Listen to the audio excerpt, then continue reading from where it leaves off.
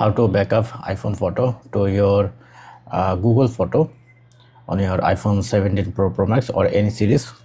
For that, first of all, you have to go your setting, go your Apple, go iCloud, and here you can see the photo. Just disable your synchronize photo, just disable this option, and then you have to open up your Google Photos now.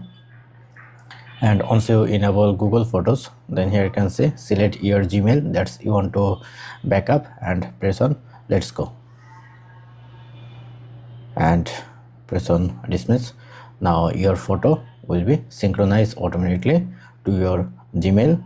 And for make sure, now press on this top right corner, then here you can see the Google Photo setting, press on backup. Now just enable backup option, then your photo will be backup to your Google Photo. Thank you, have a good day.